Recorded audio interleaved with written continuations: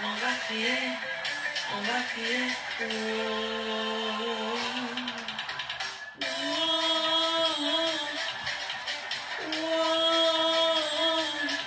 Jésus a gagné, on va crier.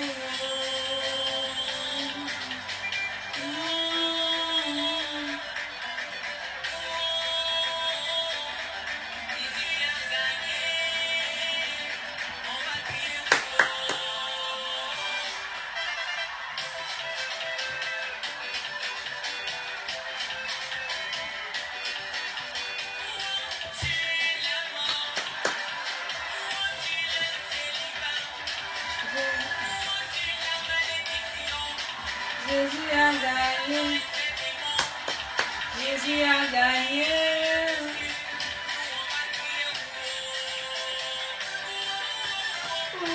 On va crier.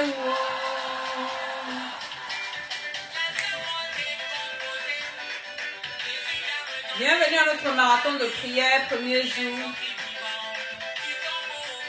On va crier.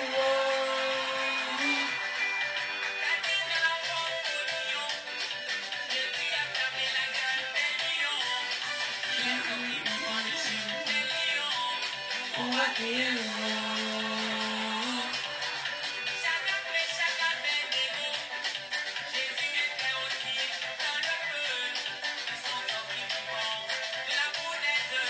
On va crier.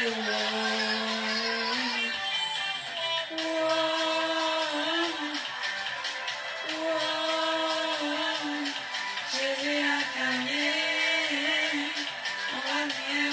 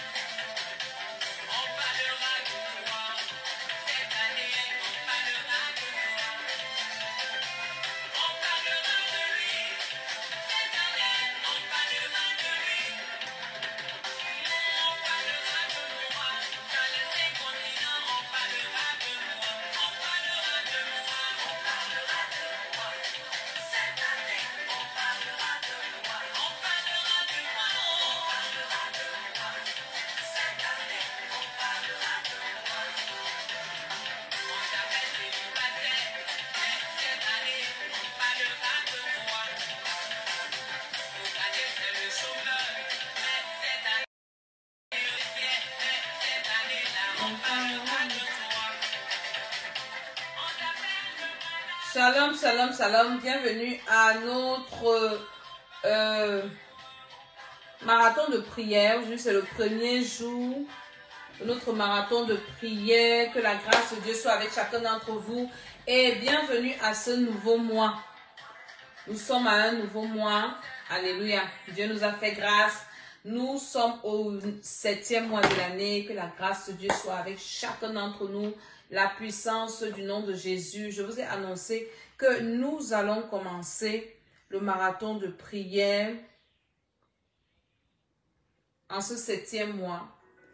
Et je viens aujourd'hui expliquer en quoi va consister notre marathon de prière. Partager, inviter. Et nous allons prier. Avant de prier, je vais expliquer en quoi vraiment ça va consister notre marathon de prière par la grâce de Dieu. Je vais déjà prier que le Seigneur, dans son amour, nous assiste pendant ces moments. Et je veux dire à Dieu merci pour ce nouveau mois. Je veux dire à Dieu merci pour la grâce de la vie des 6 premiers mois de cette année. Je dis à Dieu merci pour toutes les années précédentes qu'il nous a permis de faire sur la terre. Que son nom soit loué, que son nom soit glorifié. Et nous pouvons chanter « Oh, Jésus a gagné ». Pendant les 6 premiers mois de 2024, Jésus a gagné. Jésus a gagné. Il a gagné les cercles des sorciers. Il a gagné la mort. Il a gagné tout. Et nous venons rendre grâce au Seigneur. Que le nom du Seigneur soit glorifié. Que le nom du Seigneur soit béni. Je suis l'apôtre Mama Dédé et j'espère que vous allez bien. Je viens par ce live souhaiter la bienvenue au 7e mois dans ta vie. Je souhaite la bienvenue et je viens t'annoncer que c'est ton mois de récolte, c'est ton mois de réjouissance, c'est ton mois de repos, c'est ton mois de bénédiction. Est-ce que vous pouvez partager, inviter les uns et les autres, venir prier avec nous au nom de Jésus-Christ de Nazareth. En ce 7e mois, Dieu doit faire des grandes choses. En ce 7e mois, tu dois te réjouir. En ce 7e mois, tu dois rire. En ce 7e mois, tu dois être dans la célébration. En ce 7e mois, tu dois témoigner, des bonnes choses doivent t'arriver. Les pleurs doivent être dans le camp de nos ennemis. La souffrance est pour nos ennemis. Les lamentations, ça doit être dans le camp des ennemis. Mais toi, en tant qu'enfant de Dieu, le 7e mois doit être pour toi le mois de la victoire, le mois de la réjouissance. Ce mois qui annonce une nouvelle saison dans ta vie. Ce mois qui annonce une nouvelle saison de grâce, saison de bénédiction, saison de bonheur, saison de témoignage. Au nom de Jésus-Christ de Nazareth, que la puissance de Dieu descende sur toute personne qui va se connecter en direct ou en différé. Que l'onction de Dieu descende sur toute personne qui va partager. Dans le nom de Jésus, je bénis tous ceux qui seront là. Au nom de Jésus de Nazareth, je dis Amen, Amen, Amen. Je suis Maman Dédé. Toutes les fois, vous verrez mon visage. Je vous parlerai de deux choses. Je vous parlerai de votre destinée. Je vous parlerai de votre éternité. La destinée, l'éternité, c'est la vie après la mort, la vie la plus longue. Nous devons vivre avec la conscience de notre éternité. Parce que d'un moment à l'autre, la mort peut nous surprendre. D'un moment à l'autre, Jésus peut venir. C'est très important de ranger sa vie avec le Seigneur, de donner sa vie à Jésus et de toujours vivre une vie de repentance. Une vie de repentance. Une vie qu'on met au propre tous les jours, où on se remet en question, où on arrange sa vie selon la base de la parole de Dieu. C'est très important parce que ce monde est en train de finir, parce que ce monde tire à sa fin, parce que Jésus revient bientôt et nous devons nous préparer à la rencontre du Seigneur. C'est très important. Parents, enseignons ça à nos enfants à la maison. Moi, à mes petits-enfants à la maison, je leur parle de l'enlèvement parce que Jésus est en train de revenir. Ça sera dommage qu'un parent soit enlevé, que ses enfants restent. Les enfants là seront destinés seulement à la prédiction parce que ce qui va rester sur la terre sera très compliqué. Alléluia. Et je vous parlerai aussi de votre éternité, pardon, votre destinée. Et c'est notre thème de notre marathon. Oh Seigneur, rachète ma destinée. Rachète ma destinée. Ta destinée, c'est ce que Dieu a prévu pour toi. Il y a quelques jours, c'était vendredi, pendant que je me préparais à aller à la veillée de prière, parce qu'on a eu veillée de prière à Paris, vendredi 29 là. J'ai reçu un coup de fil. Une de mes filles, qui a reçu le Seigneur en 2010, qui m'appelle. Elle me dit, maman, elle a insisté. Moi, j'aime pas trop prendre les coups de fil. Mais le Saint-Esprit a mis dans mon esprit de lui répondre. Et j'ai pris. Elle me dit, maman, excuse-moi, je veux te parler. Je dis pas, je t'écoute. Elle me dit, je veux faire le programme de marathon de prière. Elle me dit, j'ai reçu le Seigneur en 2010 dans votre ministère. Elle me dit qu'elle m'explique, on avait prié en 2020, le Seigneur m'avait utilisé pour lui rappeler, pour révéler des choses dans sa vie. Elle me raconte plein de choses que j'avais prophétisées sur elle, qui étaient vraies. Elle me raconte plein de trucs. Mais elle m'a dit une chose qui m'a... J'ai compris pourquoi le Seigneur a permis que je prenne son coup de fil. Elle me dit que Dieu lui avait révélé, parce qu'en fait, à l'âge de 11 ans, on l'avait intronisée.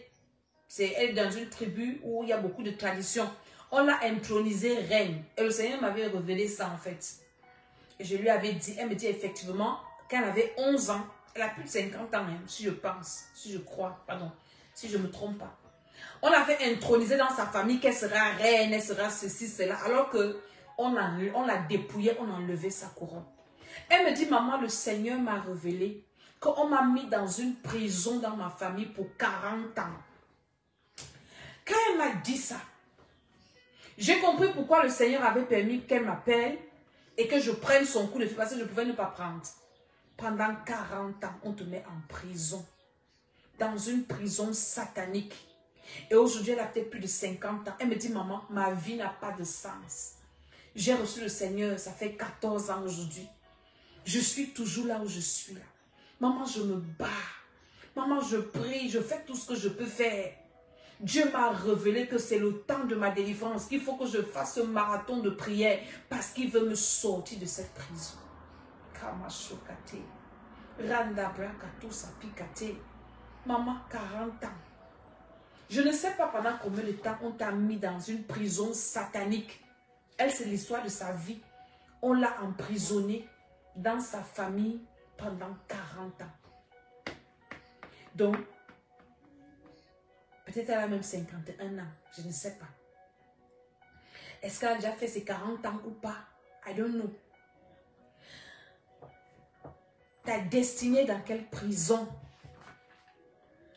On t'a emprisonné pendant combien d'années dans ta famille?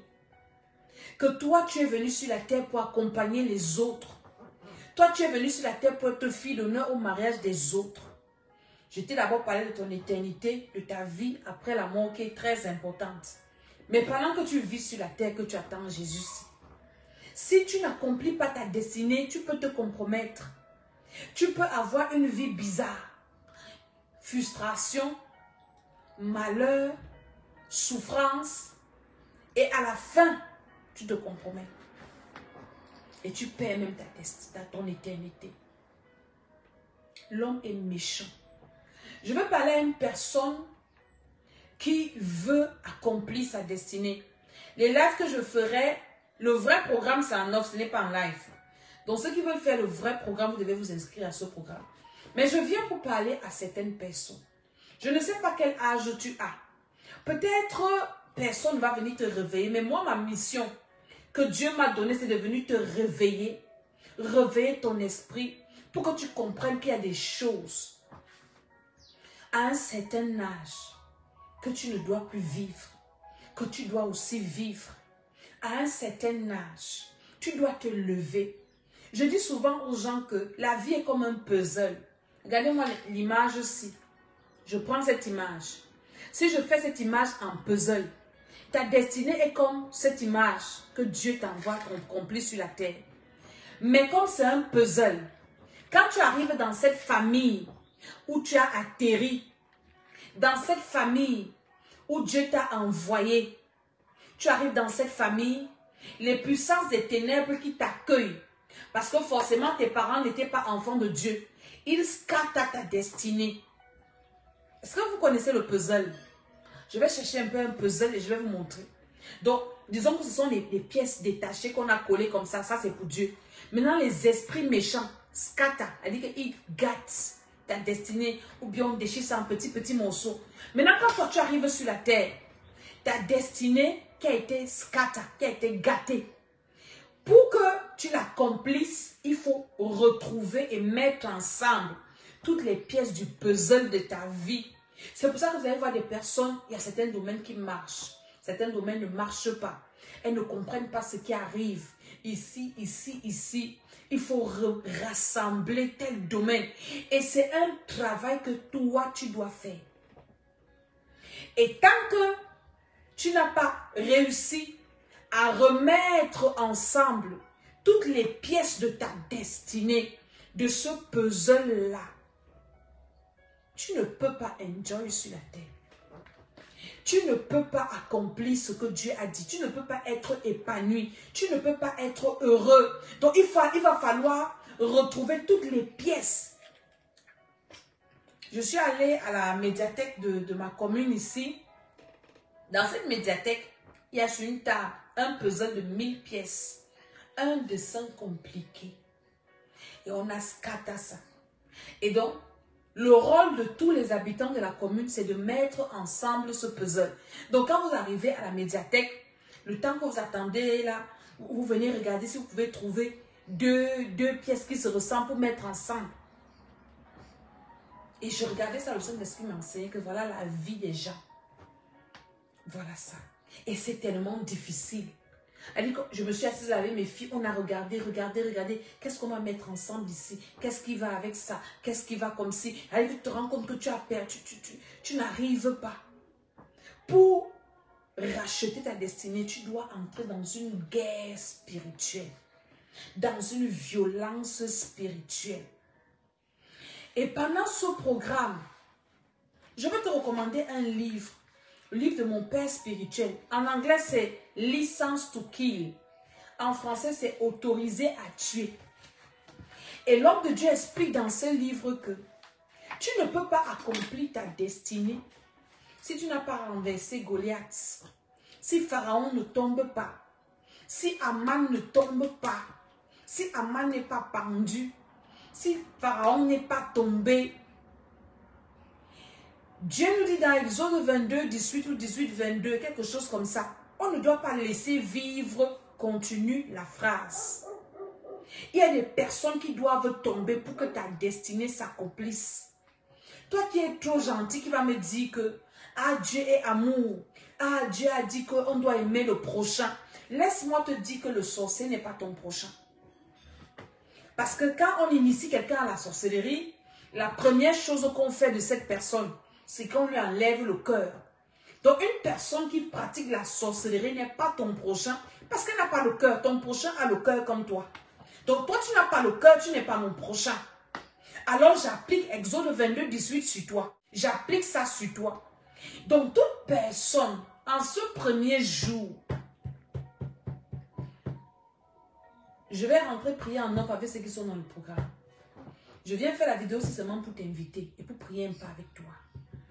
En ce premier jour, tu dois d'abord identifier ton prochain. Toute personne qui s'oppose à ta destinée n'est pas ton prochain. Toute personne qui a juré que tant qu'elle est sur la terre, tu ne vas pas lever la tête. Tu ne vas pas sourire. Une personne qui est là pour vérifier tes statuts, elle n'a jamais commenté.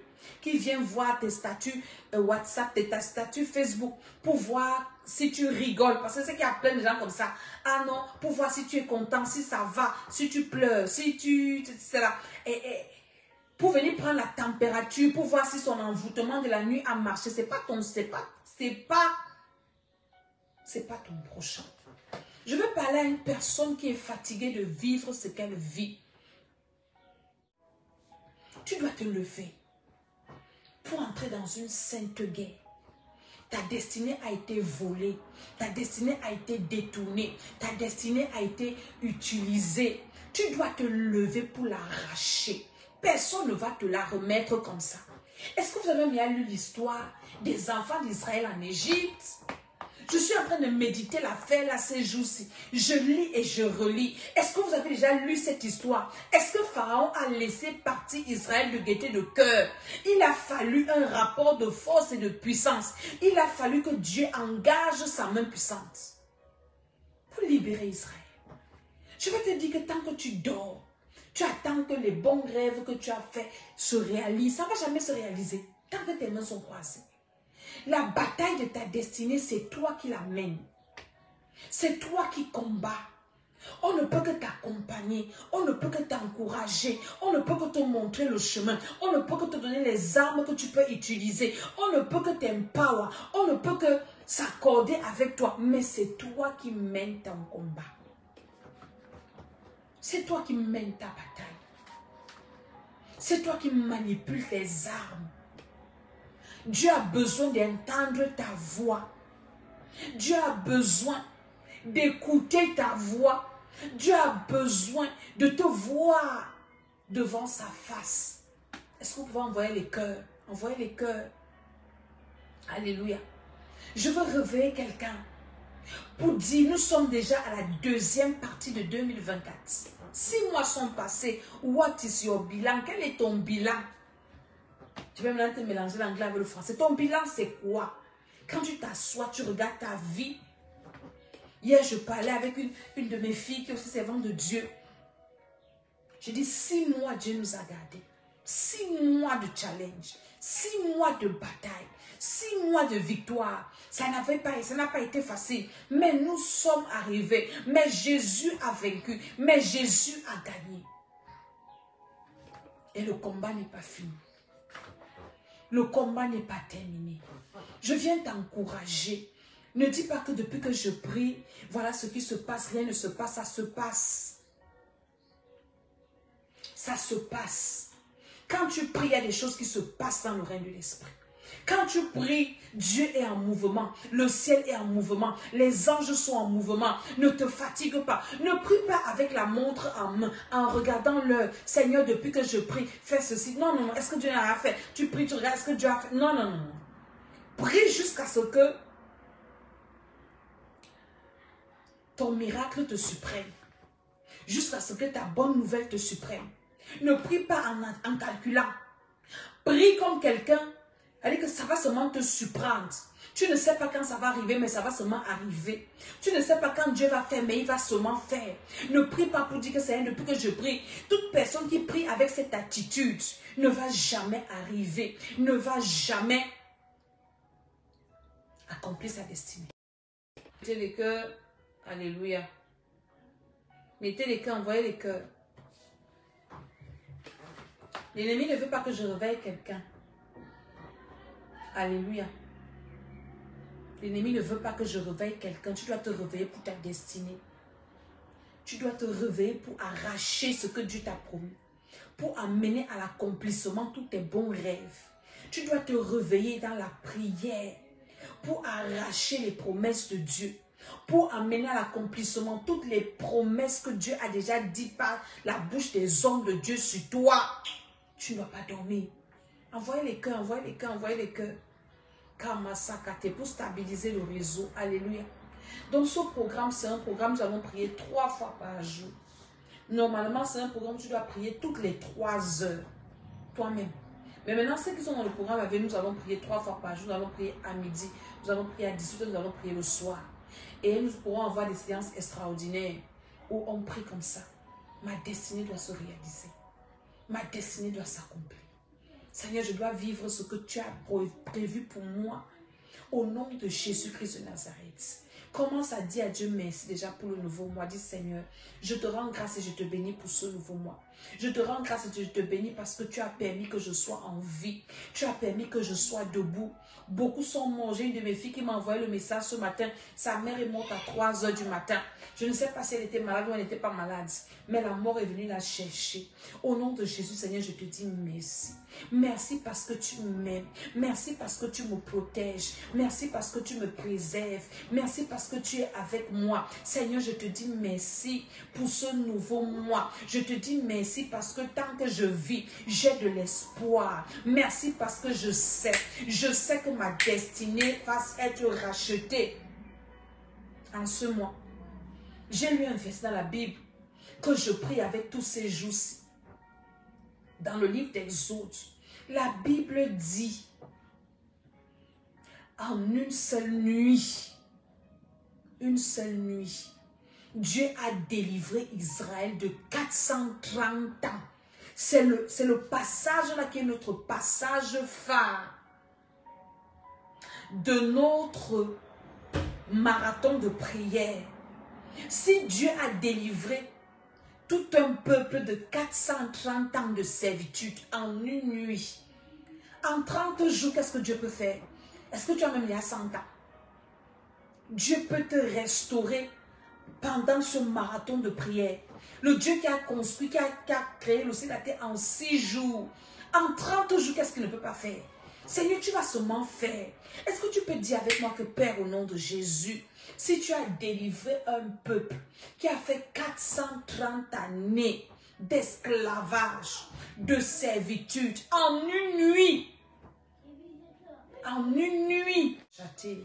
dis Seigneur, au nom de Jésus-Christ de Nazareth, par la puissance du Saint-Esprit, si tu as délivré Israël, dans le nom de Jésus-Christ de Nazareth, si tu as délivré le peuple d'Israël de 430 ans d'esclavage en une nuit, Seigneur, en un mois, ma vie peut changer. En un mois. Exode 12, 42. Merci. Exode 12, verset 42. Voilà. Et au bout de 430 ans, le jour même, toutes les armées de l'Éternel sorties de l'Égypte, au bout de 430 ans, 430 ans de servitude. 430 ans d'esclavage. Alléluia. Et le 50, on dit aussi, et ce même jour, l'Éternel fit sortir du pays d'Égypte les enfants d'Israël selon leurs armées. Donc nous allons nous tenir sur ce verset pour dire, Seigneur, si tu as délivré les enfants d'Israël de 430 ans, si ton nom, tu as quel âge? Dis, Seigneur, tu vas me délivrer de 50 ans d'esclavage. Tu vas me délivrer de 20 ans d'esclavage.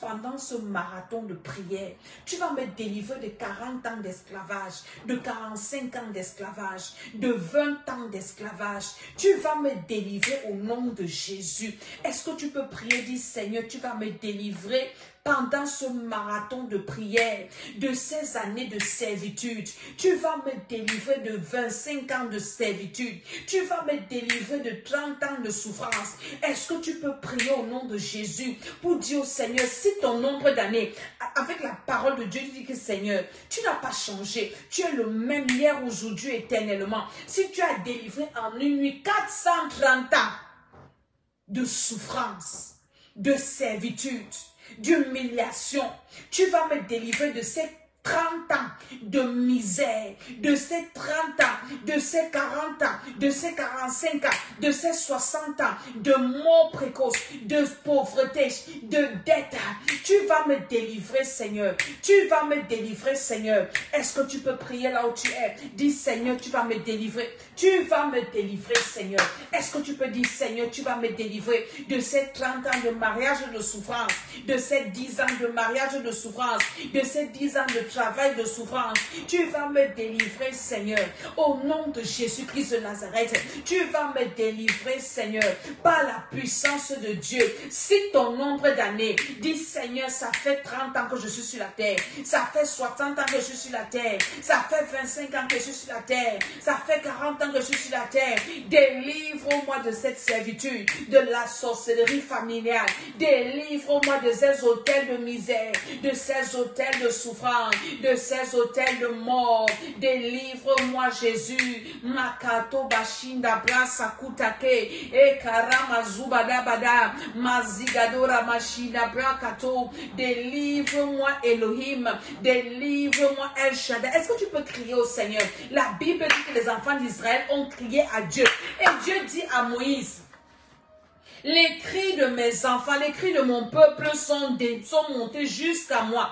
Il dit, les cris de mon peuple sont montés jusqu'à moi. Les cris, tant que tu ne cries pas, Dieu n'écoute pas. Crie en ce midi, dis, Seigneur, je viens crier à toi, délivre-moi. Tu cites ton nombre d'années. Tu dis, Seigneur, délivre-moi, délivre-moi de cette sorcellerie inconsciente, de ces 30 ans de sorcellerie inconsciente, de ces 30 ans de repas dans les rêves, de ces, cite ton nombre d'années. Dis, Seigneur, délivre-moi. Je suis fatigué de manger dans les rêves, d'être toujours poursuivi dans les rêves, d'être humilié, Seigneur. Je suis fatigué de cette souffrance. Je suis fatigué, Seigneur.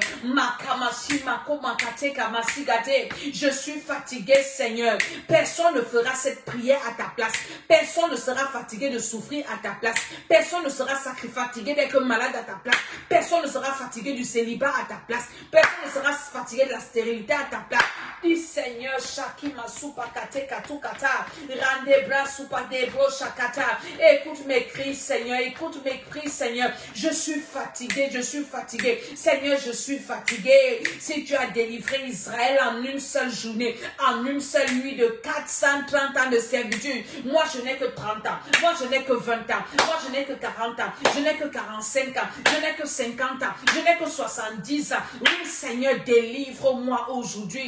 Masakura majika nibra katakatukate randa brasupatika mashikata katakata. Est-ce que tu peux prier pour dire, Seigneur, Seigneur, délivre-moi par ton feu. Seigneur, délivre-moi, sors-moi de cette servitude, sors-moi de cette misère. Ce n'est pas les plans que tu as prévus pour moi. Ça, ce ne sont pas tes projets pour moi. Ce que je suis en train de vivre, ça ne peut pas être des projets de bonheur. Je suis dans la souffrance, Seigneur. Je suis en train de vivre les projets de de malheur de mes ennemis. Je suis en train de vivre des projets de misère. Je suis en train de vivre, Seigneur. Je refuse cela par le feu. Viens me délivrer au nom de Jésus. Tant que tu ne cries pas, Bartimée, si Bartimée n'avait pas crié, est-ce que tu m'écoutes? Si Bartimée n'avait pas crié, fils de David, aie pitié de moi, Bartimée allait mourir aveugle. Pardon, il allait mourir aveugle. Si Bartimée ne s'était pas levé pour dire fils de... Il a dit qu'il a cherché la révélation du nom de Dieu, du nom de Jésus. Il dit, je ne t'appelle pas Jésus de Nazareth. Je t'appelle fils de David. Ça veut dire que je crois à ce que Dieu avait dit à David. Je crois au Dieu de David. Je crois à la promesse que Dieu avait dit à David. Que assurément tu auras toujours un descendant sur ton trône. Je crois que tu es le lion de la tribu de Juda. Je crois. Fils de David. David qui avait eu l'intention de bâtir la maison à Dieu. Et Dieu avait dit, c'est ton fils qui va bâtir, c'est pas toi. Donc je vais faire miséricorde à ta descendante. Bartimée a crié, fils de David. Je crois ce que le Dieu de David a fait. Je crois au Dieu qui a donné à David la victoire sur tous ses ennemis. Fils de David, aie pitié de moi. Ne me laisse pas. Le fils de David, c'est le Dieu de David. C'est le Dieu qui n'a jamais expérimenté la défaite. Parce que David, le roi David, la Bible nous dit qu'il n'avait jamais raté une bataille. C'est David qui a tué Goliath. Fils de David qui a tué Goliath. Jésus, fils de David, qui a renversé Goliath. Je crois en toi, aie pitié de moi. Que tous les Goliaths de ma vie qui s'opposent à ma destinée, ils vont tomber en ce 7e mois. Si tu ne cries pas comme ça, rien ne va t'arriver. Commence à crier des fils de David. Jésus de Nazareth, fils de David qui a tué Goliath. Aie pitié de moi. Que ma destinée soit racheté, que tous les Goliaths de ma vie pendant ce programme, qu'ils tombent au nom de Jésus, qu'ils tombent au nom de Jésus. Commence à dire, Seigneur, je suis fatigué, Israël était fatigué. Goliath était en train de menacer Israël depuis 40 jours. Depuis 40 jours, Goliath menaçait Israël. Et Saül, même le roi, avait peur. Alléluia. Et David est arrivé, David est devenu le sauveur. Il dit, quel est cet incirconcis qui menace l'armée de l'Éternel? Quel est cet incirconcis? Crie à Dieu. Donc l'armée certainement avait crié à Dieu. Parce que Goliath les terrifiait, même le roi avait peur. Et comme ils ont crié à Dieu, Dieu a envoyé David, le fils de David. Crie à Dieu, tant que tu ne cries pas au Seigneur pour ta vie. La sœur me dit, maman, 40 ans. On m'a condamné à 40 ans de prison dans la sorcellerie. On m'a condamné à... Toi, tu as condamné à combien d'années? Ça veut dire que dans la sorcellerie, il y a des gens qu'on a scellés. Elle dit que j'étais en prison dans une femme, dans la sorcellerie. Et 40 ans. Alléluia. Alléluia. Par la puissance du Saint-Esprit, par l'autorité de Jésus-Christ de Nazareth. Dis, Seigneur, je refuse cette souffrance. Écoutez, hein, j'aime et je vous conseille beaucoup les livres de mon père spirituel, Apôtre Suleiman, parce que cet homme de Dieu, ses livres sont riches. Allez sur Amazon, tapez Apôtre Suleiman en français. Vous allez acheter les livres là. Je vous ai parlé de celui-ci, Autorisé à tuer si. C'est ça que je suis en train de lire ces jours-ci. J'ai lu en anglais, maintenant je lis en français. Si Goliath ne tombait pas, Israël n'allait jamais s'en sortir. Jamais. Tu dois te lever et prier avec Exode 22, 18. Est-ce que tu as écrit la Bible? Seigneur, sur la base de ta parole, tout Goliath de ma vie qui m'empêche d'accomplir ma destinée, que cette parole s'accomplisse sur lui. Là c'est même pas toi qui fais. Tu envoies la parole de Dieu. Dieu veille sur sa parole pour l'accomplir. Seigneur, que tout sorcier qui s'est levé contre ma destinée, que cette parole-là, Seigneur, sorte comme une épée pour s'abattre sur lui au nom de Jésus. Par la puissance de Dieu. Exode 22, 18 de notre verset. Par le feu du Saint-Esprit. La Bible dit que la parole de Dieu est une épée à double tranchant. Je relâche l'épée d'Exode 22, 18 sur tous les sorciers qui s'opposent à ma destinée. Par la puissance de Dieu. Est-ce que tu peux prier comme moi? Dis, Père, au nom de Jésus, je me tiens sur ta parole. Toi, le Dieu qui veille sur ta parole pour l'accomplir. Je me tiens sur Exode 22, 18 et je relâche cette parole comme une épée sur tous les sorciers qui s'opposent à ma destinée, qui m'ont jugé, qui m'ont condamné à la souffrance, qui m'ont condamné à la misère. Que cette parole-là soit leur partage, que cette parole-là sorte comme une épée à double tranchant et commence à les tailler en pièces, commence à les tailler en pièces, commence à les tailler en pièces, commence à les tailler en pièces. Est-ce que quelqu'un est en train de prier comme moi, que cette parole-là sorte comme une épée et commence à les tailler en pièces? Qui qu'il soit dans le combat spirituel, tous les chats sont gris. On ne veut pas savoir qui c'est. Si l'épée te touche, c'est que tu es concerné. Au nom de Jésus-Christ de Nazareth, dans la famille de mon père, la famille de ma mère, partout là où j'allais faire les enfants, à l'église, là où je suis, partout, tous ceux qui sont concernés, que cette parole-là vous taille en pièces. Au nom de Jésus-Christ de Nazareth, par la puissance de Dieu, toute personne sur le chemin de ma destinée qui s'oppose à l'accomplissement, qui s'oppose à la réalisation de mes rêves, que la puissance de Dieu se manifeste dans cette parole. Exode 22, verset 18. Makatura bashikandarebo kabate, makatakata. Tant que tu ne te lèves pas pour prier comme un fou, tant que tu ne te lèves pas pour dire que je suis fatigué, je n'aime pas prier avec les gens qui ont d'autres options. Je n'aime pas prier avec des gens qui, si ça ne marche pas, c'est pas grave.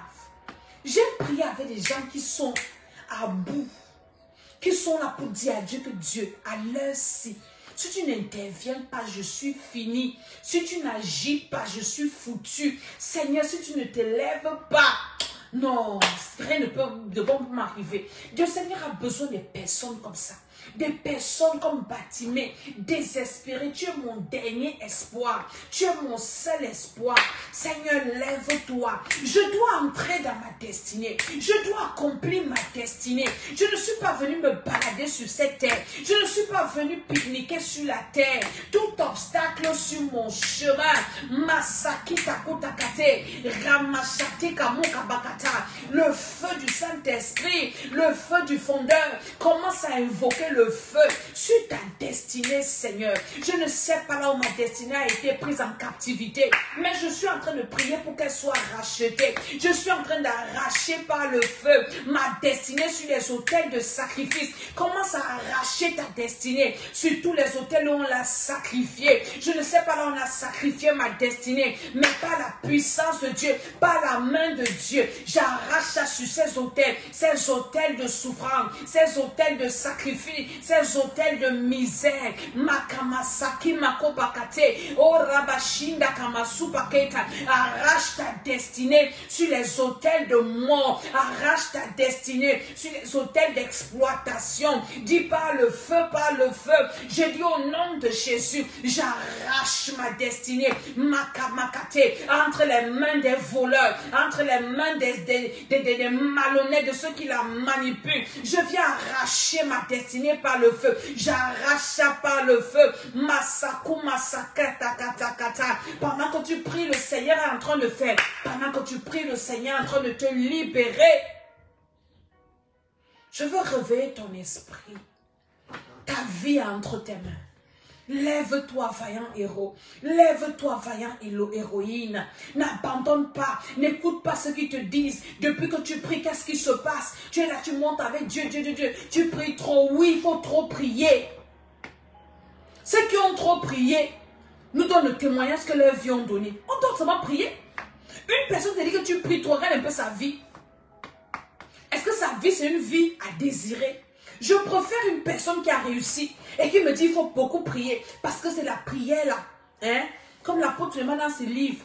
Il nous incite à prier, prier sans cesse, prier sans se reposer. Mais une personne comme ça qui a les résultats, une personne comme ça qui a réussi, dit que mon chemin par lequel je suis passé pour réussir, c'est la prière excessive, c'est la prière en excès, c'est la prière sans relâche. Pourquoi ne pas écouter une personne comme ça et écouter un sorcier qui veut que tu éteignes le feu de ta prière? Tout à l'heure, j'ai une servante de Dieu, une de mes soeurs qui m'appelle le matin. Elle me dit, maman, je suis dépassée. Depuis le temps, on a commencé à prier, je l'appelle, je dis que allumons le feu, prions, prions, prions. Elle me dit, Dieu me révèle que ma nounou est sorcière. Elle me dit, maman, hier.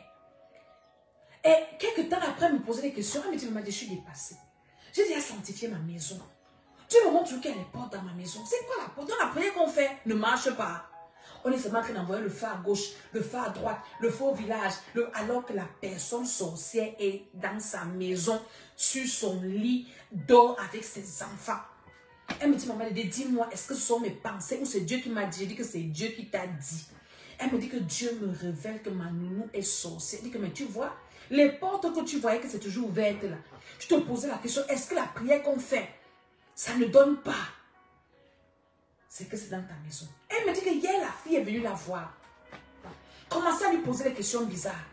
Pourquoi les sorciers n'arrivent pas à atteindre les enfants de Dieu? Pourquoi ils arrivent à atteindre les enfants? En fait, question de venir lui poser indirectement que pourquoi tout ce que je fais dans ta maison, ça ne marche pas? Pourquoi tout ce que je fais sur tes enfants, ça ne marche pas? Et elle aussi, en tant que maman bishop, maman pasteur, elle veut lui expliquer que non, ceci, cela. En fait, elle lui demandait que pourquoi tout ce que je fais sur toi, ça ne marche pas. Elle a bien expliqué à son ennemi pour lui montrer la porte que si tu me fais ça, voilà ça qui va marcher. Comme Samson avait dit à Delilah que si on coupe mes cheveux, je ne serai plus fort. Le feu de la prière, toute personne qui veut éteindre ton feu de la prière, c'est un sorcier. Parce que ce feu-là le dérange. Parce que ce feu-là le gêne. Il y a des gens en église, j'ai remarqué ça. Quand on commence à allumer le feu, elles sont toujours en train de sortir, partir aux toilettes. Si vous voyez une personne comme ça, quand on brille, on allume le feu, elle va trouver une excuse. Oh, je ne peux pas venir à la réunion de prière. Oh, elle est toujours en train d'aller aux toilettes. Vous n'avez pas besoin que Dieu descende vous faire une descente pour vous dire que c'est une sorcière, c'est un sorcier. Tu veux détecter les sorciers, commence à allumer le feu seulement. Commence seulement à allumer le feu du Seigneur. Pas ton feu, ton feu, ton feu. J'allume ton feu dans ma destinée. J'allume ton feu dans mon âme, dans mon esprit, dans mon corps. J'allume ton feu dans ma maison. J'allume ton feu, Seigneur. Au nom de Jésus-Christ de Nazareth, que toute personne qui manipule ma destinée, toutes les mains noires qui manipulent ma destinée se brûlent. Qu'elles se brûlent, qu'elles se brûlent, qu'elles se brûlent, qu'elles se brûlent. Toutes les mains noires qui détiennent ma destinée, qu'elles prennent feu, qu'elles prennent feu, qu'elles prennent feu, qu'elles prennent feu, par le feu. Écoute, fais le sujet de prière, ciel. Brûle les mains des gens qui ont volé ta destinée. Tu vas les remarquer physiquement. Si quelqu'un va venir à côté de toi, j'ai mal aux mains. Mes mains s'y chauffent. Mon ami, Dieu te révèle ton bandit. Fais la prière, c'est avec moi. On va faire encore les prières plus violentes avec ceux qui vont venir au programme. Là, ça c'est l'avant-goût seulement. Je ne dis pas tout, je dis seulement en passant. Même Jésus parlait en parabole quand il était au milieu des gens. Maintenant, quand il se retirait avec les disciples, il expliquait les paraboles, il allait en profondeur. Ici, je parle en parabole. Commence à allumer le feu sur toutes les mains noires, les mains méchantes qui combattent ta destinée. Commence à allumer le feu, que ces mains-là brûlent, que ces mains-là brûlent. Saint-Esprit commence à les toucher. Physiquement, ça doit brûler. Spirituellement, ça brûle. Au nom de Jésus, expose-les, Saint-Esprit. Commence à brûler ces mains-là.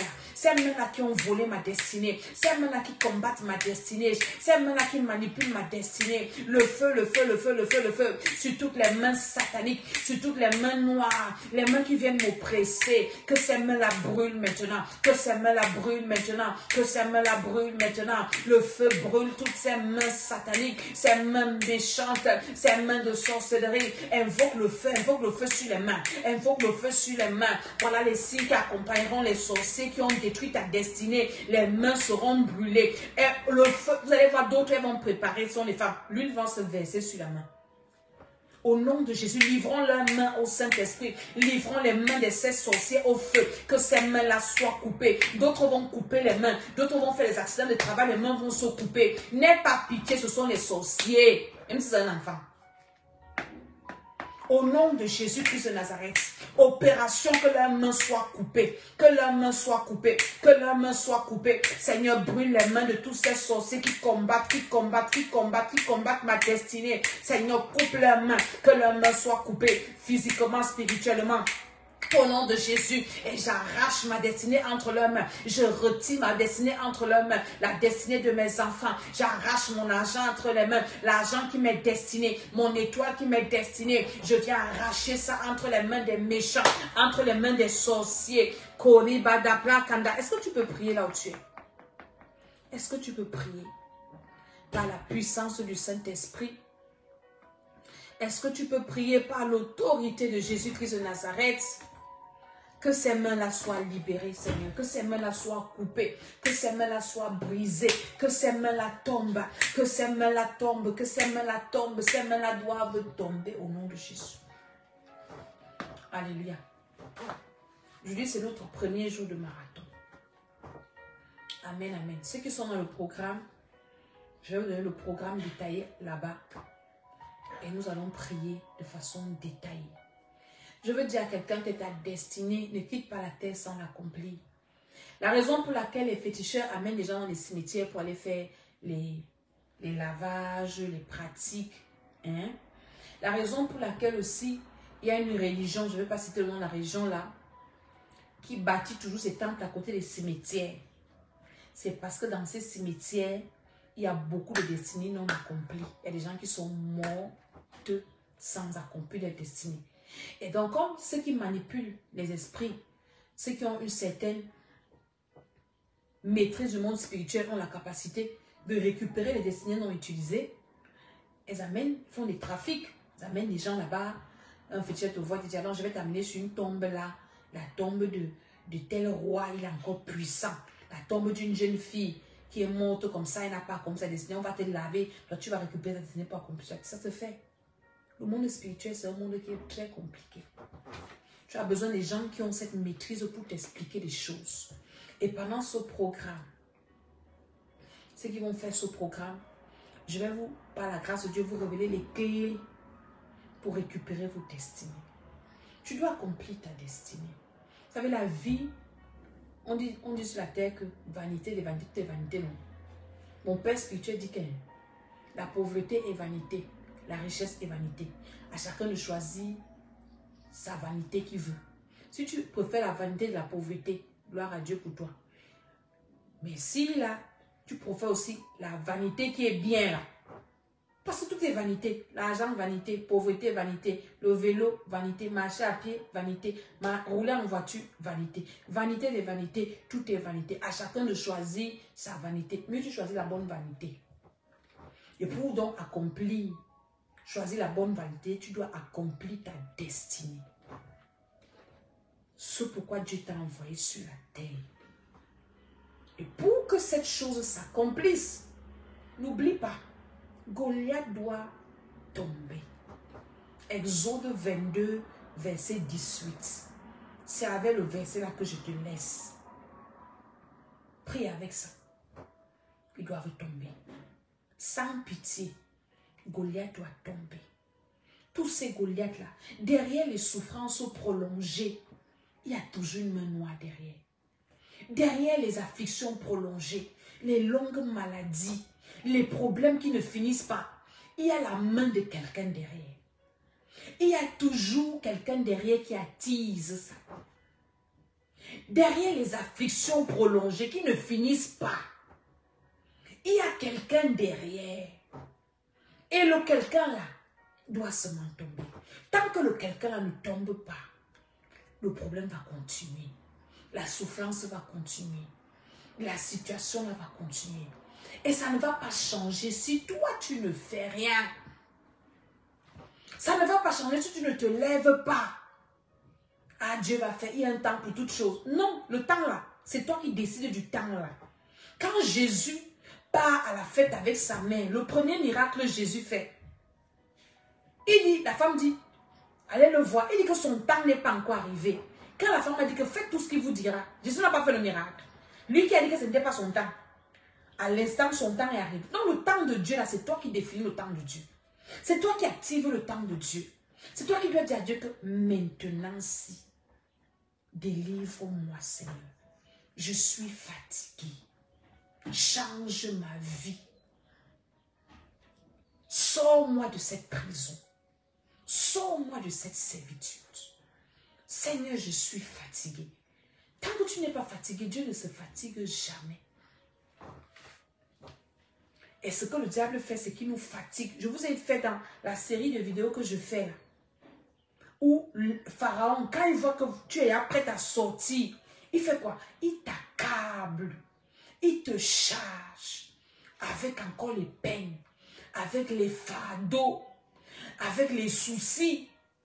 Au point où tu oublies même que tu dois accomplir une destinée. Tu oublies tes rêves.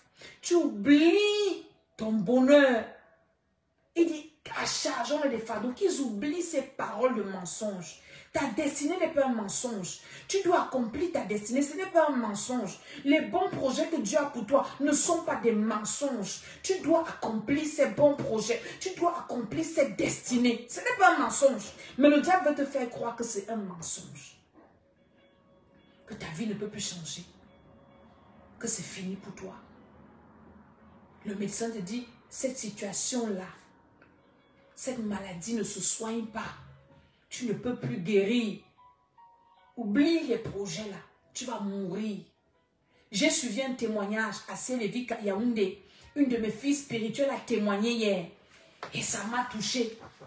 Elle dit qu'elle est partie à l'hôpital. Elle avait seulement 1 gramme de sang.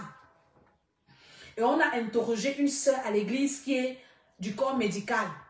Que est-ce que quelqu'un peut vivre avec 1 gramme de sang? Elle dit que même quand tu es à 4 grammes, c'est très grave, tu vas entrer dans le coma.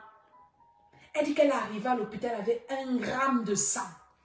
Elle a vécu. Et les médecins lui ont demandé comment elle a fait pour arriver jusqu'à l'hôpital et pour vivre avec 1 gramme de sang. Elle dit que quand elle est arrivée, elle disait seulement que je ne meurs pas. Je ne vais pas mourir. Je refuse la mort. Le Dieu de Maman Dédé, je ne meurs pas. Au nom de Jésus, elle a commencé à invoquer le Dieu de Maman Dédé. Elle dit, je ne meurs pas avec 1 gramme de sang. 1 gramme de sang dans le corps. Elle a fait 3 jours avant qu'on ne lui fasse une transfusion sanguine. Le diable veut te faire croire que ta destinée c'est un mensonge. C'est ce que les frères de Joseph ont voulu lui faire croire. Que tes rêves, là, on va voir ce que ça va devenir. On va te tuer. Je veux parler à quelqu'un. Tu peux encore réaliser ce que Dieu t'a dit. Dieu ne ment pas. Dieu ne ment pas. Pendant ce mois-ci, nous on est à la brèche. Alléluia. Mon numéro de téléphone est là. Tu peux me contacter. Nous allons prier. Ça doit changer. Les témoignages, c'est parce qu'il y a des témoignages qu'on ne peut pas venir donner à tout le monde. Il y a des témoignages qu'on donne en milieu restreint. Ce mois, je serai, par la grâce de Dieu, au Cameroun, à Ciel-et-Vie Yaoundé. Alléluia. Je sais que tu vas venir témoigner si toi tu es à Yaoundé. Le Seigneur va faire. Dieu ne ment pas. Cette destinée-là n'est pas un mensonge. Ce que Dieu t'a montré là, ce n'était pas le rêve. C'est ce que Dieu a prévu pour toi. Maintenant, Dieu attend que tu te lèves pour accomplir ça. Que le Seigneur vous bénisse. Donc, je viendrai comme ça vous faire des vidéos pour vous réveiller. Mais les vraies prières se passent en off. Que le Seigneur vous bénisse. Abonnez-vous à ma chaîne YouTube, l'École d'Esther. Ma page Facebook, c'est Maman Dédé 2022. L'École d'Esther, l'École de la Sagesse. Partout. TikTok, l'École d'Esther officielle. Abonnez-vous et priez. Prenez des moments de prière. Priez toutes les 3 heures. Priez pour votre destinée. Priez selon le schéma que je vous ai donné là. Priez. Vous allez voir comment Dieu va faire. Que le Seigneur vous bénisse. Les inscriptions continuent. Inscrivez-vous à ce marathon de prière et le Seigneur fera du bien. Au nom de Jésus. Amen, amen, amen.